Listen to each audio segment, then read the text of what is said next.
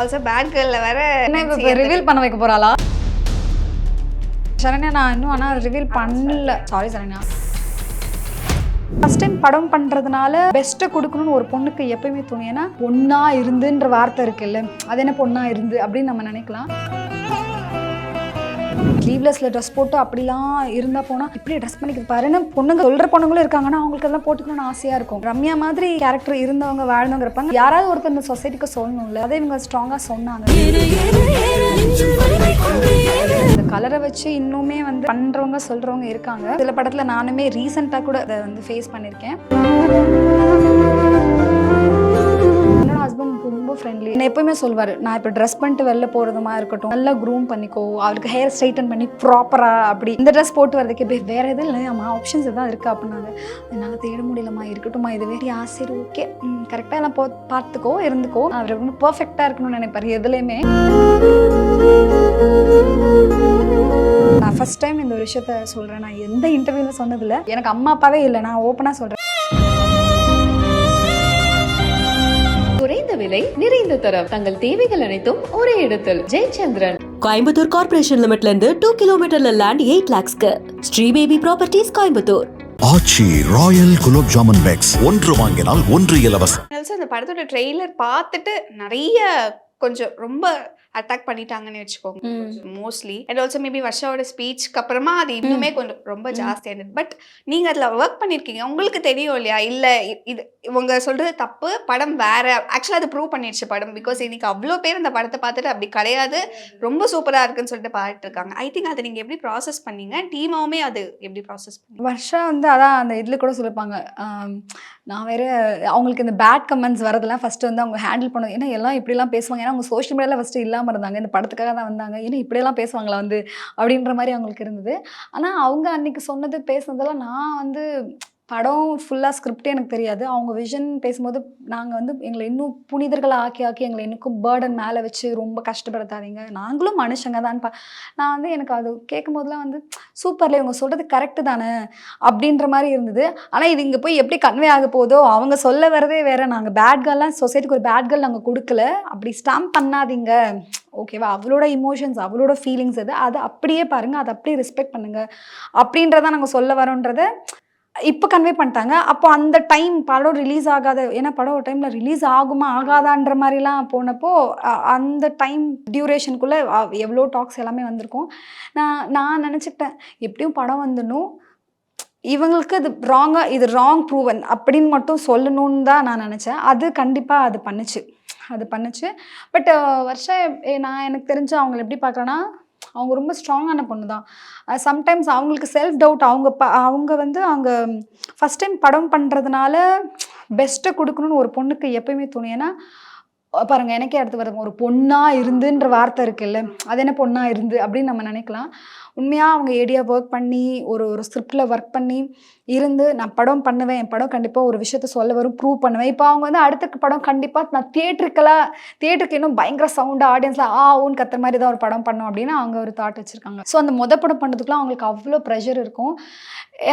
நமக்கே ஒன்று தோணும்ல, first time ஒன்று ப்ரிப்பேர் பண்ண போகிறோன்னா இது நல்லா இருக்குமா, இது சரியாயிருமா, இது அப்படின்னு ஒரு டவுட் இருந்துட்டு இருக்குல்ல, அந்த இதில் அவங்க இருந்தால் கூட அவங்களோட விஷயத்த அவங்க சூப்பராக சொல்லிட்டாங்க. அதனால அவங்க அதில் தெளிவாக இருந்தாங்க. நான் அவங்கள அப்படி தான் பார்க்குறேன். அவங்க என்ன நடந்தாலும் பார்த்துக்கலான்ற மாதிரி ஒரு கேரக்டர் தான்.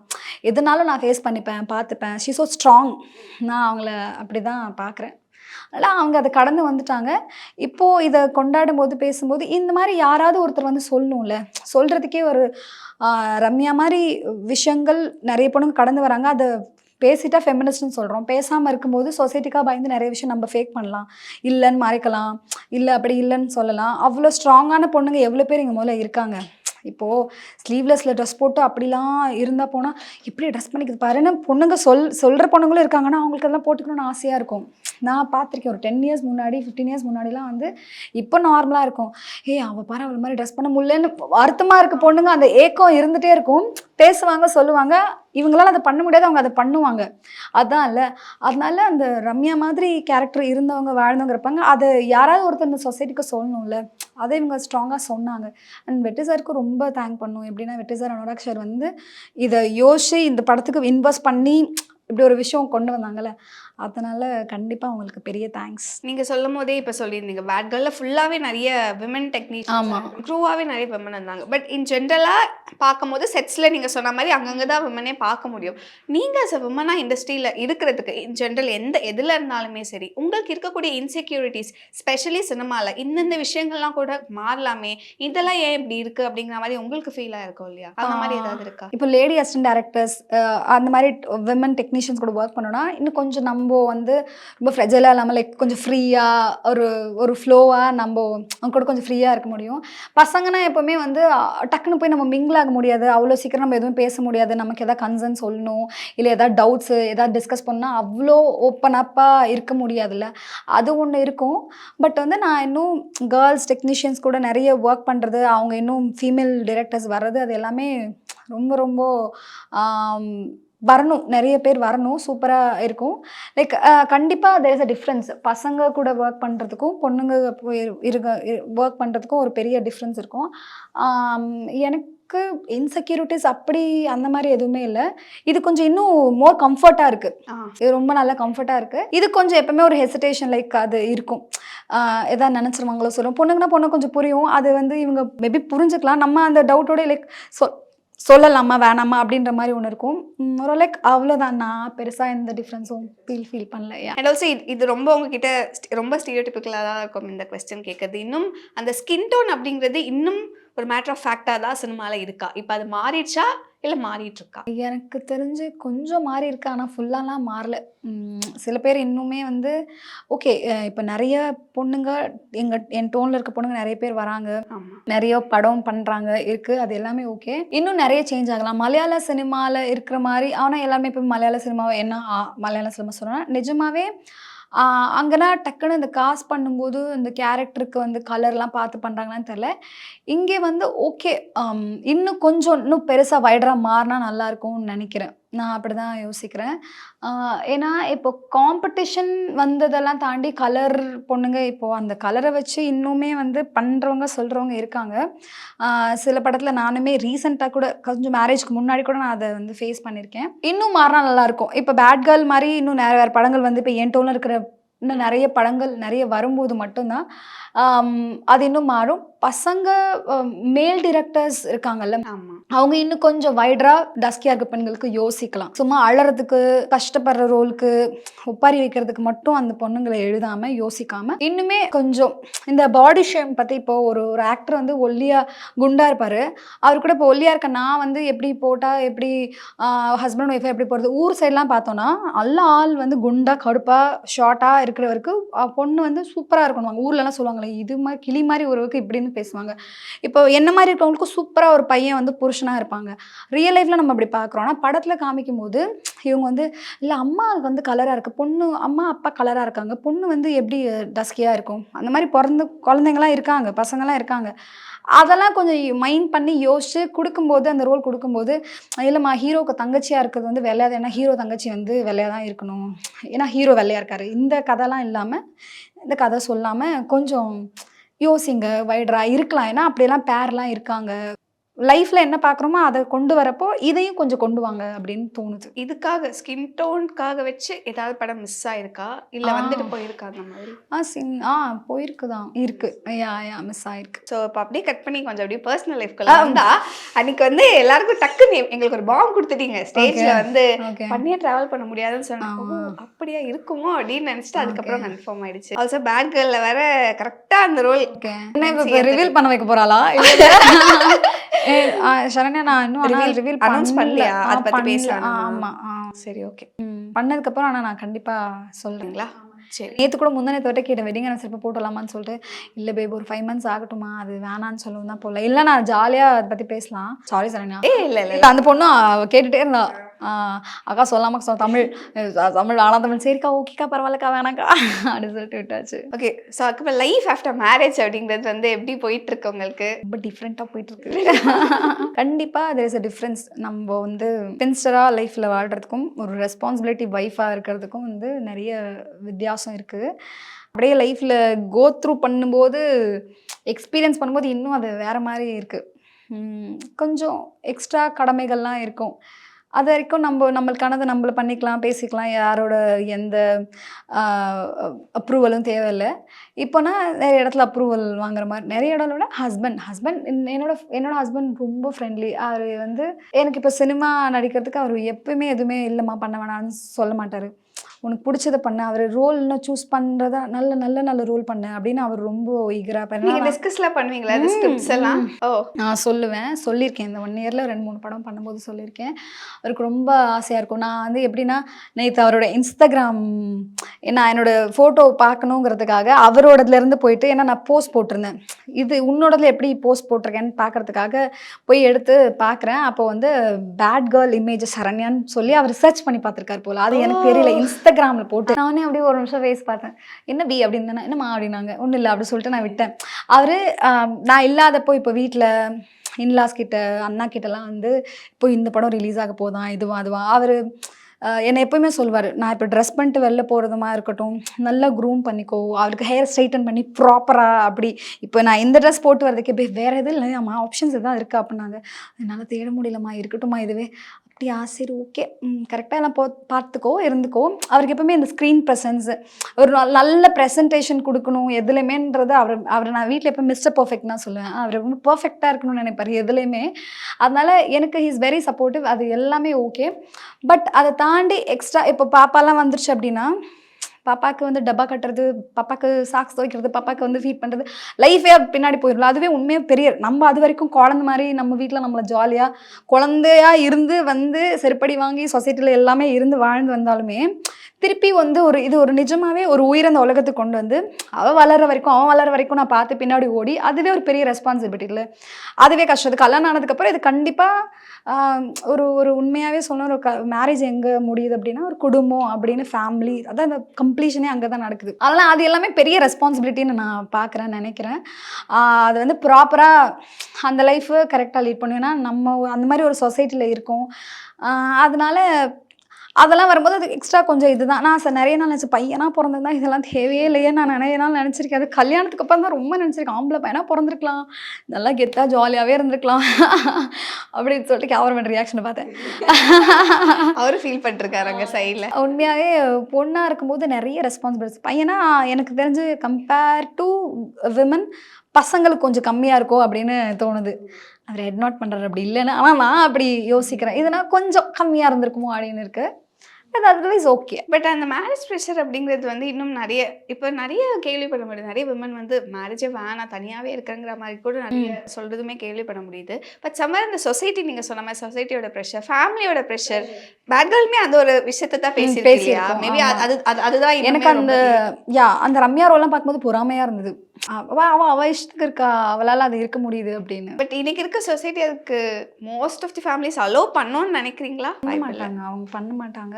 அவங்க என்னன்னா அவங்க அதில் சாந்தி பிரியா மேம் கேட்குறதா, நான் இல்லாதப்ப நீ என்னடி பண்ணுவ, யாரடி உன்னை பார்த்துப்பா, உன்னை யார் பார்த்துக்கிறா அப்படிங்கிறது இருக்குல்ல. ஸோ பேரண்ட்ஸ் எப்போவுமே நம்ம இல்லாத காலத்தில் அவங்கள யார் பார்த்துப்பான்னு அவங்களோட பொறுப்பாக நினைப்பாங்க. என்னை பொறுத்த வரைக்கும் இப்போ நான் போய் ஒரு வீட்லேயும் டோரை தட்டி உங்கள் வீட்டு பொண்ணு கல்யாணம் பண்ணுவீங்க, நீ கல்யாணம் பண்ணிக்கோ அப்படின்னு போய் என்னால் சொல்ல முடியாது. நான் என்னன்னா அவங்கவுங்க லைஃப் அவங்கவுங்க டெசிஷன். இப்போ நம்ம சொல்கிறதையும் ஒன்றே எப்படியே ஃபாலோ பண்ணி இந்த பொண்ணு சொல்லிட்டா நம்ம கேட்கணும் அப்படின்னு இல்லை. அவங்க லைஃப் அவங்க ரூல்ஸ் தான் வாழ்கிறோம். ஆனால் எதுவுமே நம்மளை அஃபெக்ட் பண்ணுற மாதிரி என் லைஃப்பில் நான் எப்போயுமே ஒன்று தான் நினைப்பேன் சரண்யா. நம்மளோட இன்னர் பீஸ் இருக்குல்ல, நம்ம சோல் இருக்குல்ல, அது ஹர்ட் ஆகிற மாதிரி எந்த ஆக்ஷன்ஸுமே நான் பண்ணக்கூடாதுன்னு நினைப்பேன். உனக்கு ஒரு விஷயம் பிடிக்கலன்னா அது பண்ணாத. மேரேஜ் லைக் எதுவுமே உனக்கு அது நம்மளால் ஃபுல் ஃப்ளெஜ்டாக ஹோல் ஹார்ட்டடாக ஒரு விஷயத்த உண்மையாகவே பண்ண முடியும்னா அதை பண்ணணும். இல்லைனா அதை பண்ண வேணாம். நீ அதில் ஆனால் ரிக்ரெட் பண்ணக்கூடாது, தெளிவாக இருந்துக்கணும். என்னால் எல்லாமே மேனேஜ் பண்ண முடியும். 40s 50s 60s கூட கேன் ப்ளீஸ் நீ வந்து கல்யாணம் பண்ணிக்கணும்னு தேவையில்லை. அவங்களுக்காக அப்படின்லாம் ஒரு வாழ்க்கை இல்லை. நிஜமாகவே நான் பாவப்பட்டிருக்கேன், நினச்சிருக்கேன். ஈவன் ஒரு 4 months முன்னாடி நான் ஒரு இன்டர்வியூவில் கம்ப்ளீஷன் அங்கே தான் முடியுதுன்னு இருந்திருக்கோம். அது ஃபேக்ட் என்னென்னா, சீரியஸாகவே உனக்கு ஒரு விஷயம் பண்ணிக்கணும்னு தோணுச்சுன்னா பண்ணிக்கோ, இல்லை வேணான்னு நினச்சா இருந்துக்கோ. லைக் எல்லாமே. ஆனால் அதோட எல்லா ரெஸ்பான்சிபிலிட்டி உனக்கு மட்டும்தான். அதில் நீ என்ன கான்சிக்வன்ஸ் இருந்தோ நீ தான் ஃபேஸ் பண்ணும். அதை எல்லாமே நீயே பார்த்துக்கோ. அப்படி தான் நான் நினைப்பேன். யாரையும் போட்டு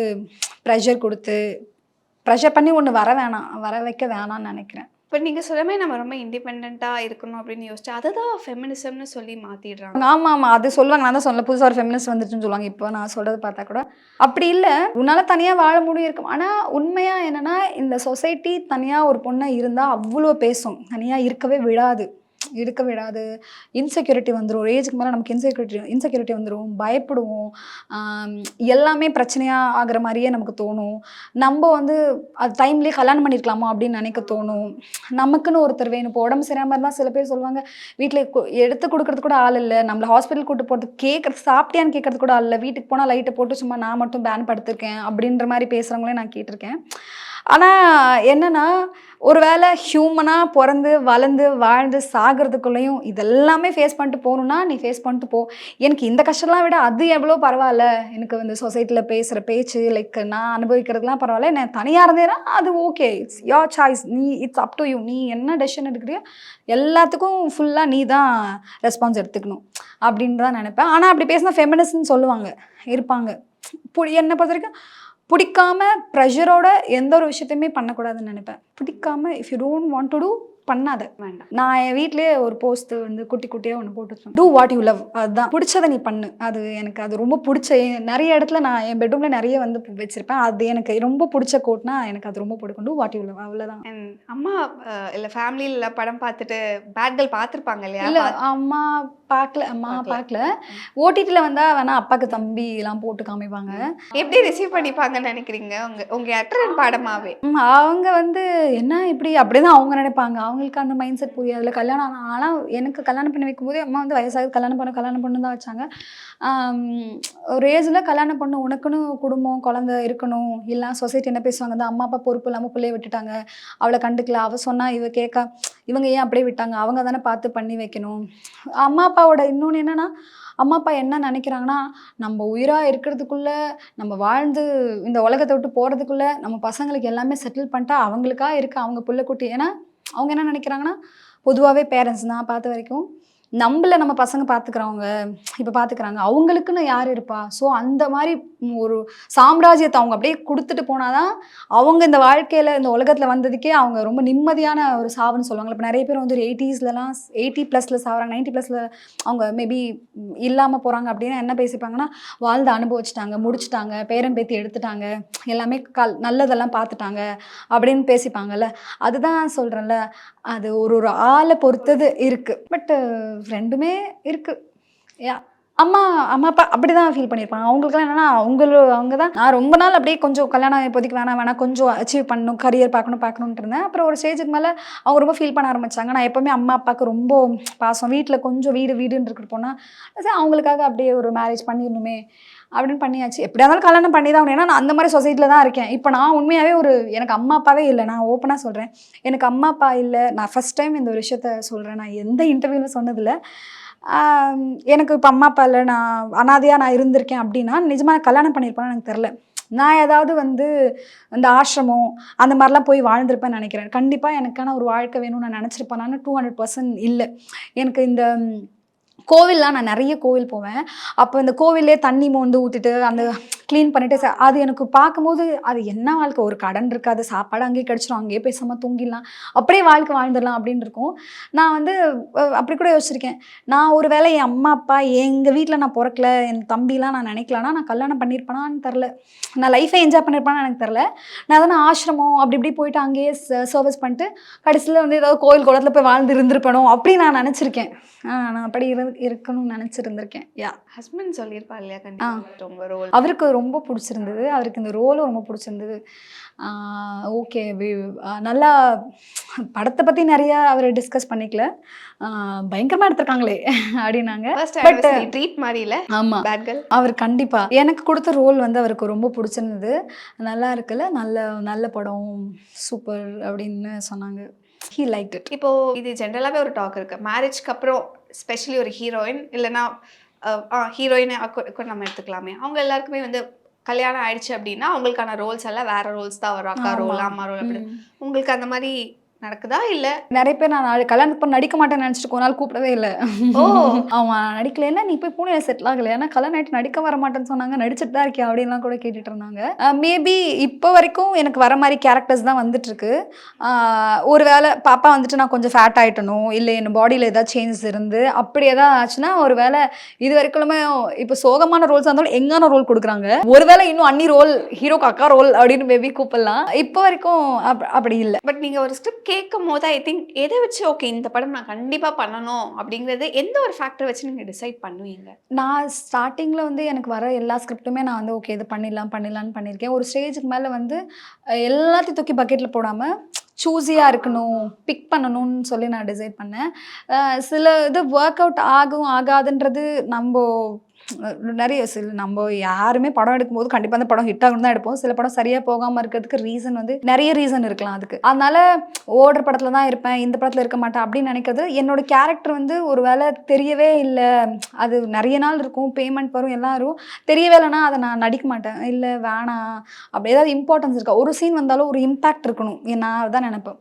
நல்லா பெர்ஃபார்ம் பண்ணியிருக்காங்க, நல்லா இருக்குது, அந்த படம் முடிஞ்சிரும்போது அந்த கேரக்டர் மைண்டில் இருக்கணும். அந்த மாதிரி ரோல்ஸ் பண்ண எனக்கு ஜென்ரலாகவே ரொம்ப பிடிக்கும். சரி, த்ரூ அவுட் நம்மளால் வந்து அந்த மாதிரி ஸ்கிரிப்ட் வரல, அந்த மாதிரி யோசிக்கலாம் அவங்க நம்மளை. நம்ம வேலை வரதை நம்ம பெஸ்ட்டாக பண்ணணுங்கிறது ஒன்று. இன்னொன்று பெஸ்டான ரோல்ஸ் வந்து அது மாதிரி நமக்கு சிலது தெரியும், அதை நான் மிஸ் பண்ணாமல் பண்ணிடணும் மட்டும் நினைப்பேன். ஐ திங்க் நாங்களும் வெயிட்டிங்.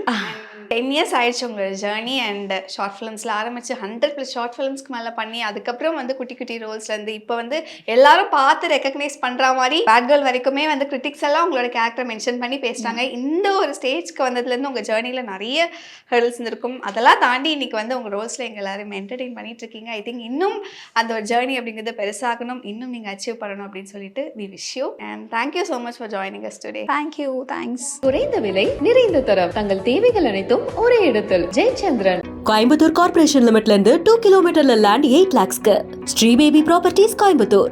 ஆச்சி ராயல் குலோப் ஜாமுன் பேக்ஸ், ஒன்று வாங்கினால் ஒன்று இலவசம்.